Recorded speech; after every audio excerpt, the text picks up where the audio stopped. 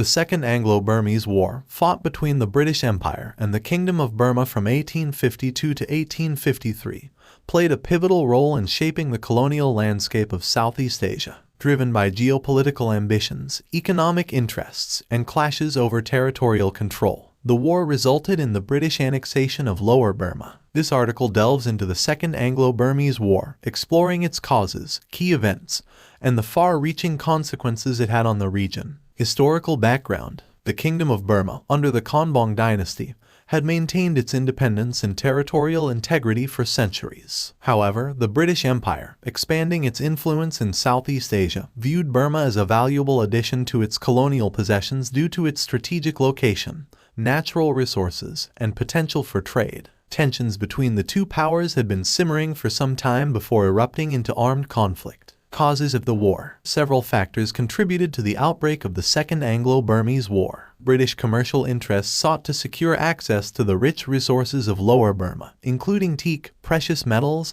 and fertile lands. Additionally, clashes over border disputes and Burmese incursions into British-controlled territories in the northeastern frontier fueled the growing animosity between the two powers. The British also aimed to protect their Indian possessions from potential Burmese threats. Initial British offensive: the war began in November 1852 when British forces launched a naval expedition against the Burmese-controlled province of Pegu. Employing superior military technology, including steam-powered gunboats, the British quickly gained the upper hand. They captured key Burmese ports along the Irrawaddy River, pushing deeper into Burmese territory. Burmese resistance and retaliation: although initially caught off guard by the British offensive, the Burmese put up fierce resistance. Led by King Mindon, the Burmese forces engaged in guerrilla warfare and launched counterattacks against the British troops. However, their traditional military tactics proved ineffective against the technologically advanced British Army, which had better weaponry and organizational capabilities. Annexation of Lower Burma: by December 1852, the British had secured their control over Lower Burma, including the key cities of Yangon and Pegu. The Burmese king, realizing the futility of continued resistance, sued for peace in February 1853. The Treaty of Yandabo was signed, which forced the Burmese to cede vast territories, pay reparations,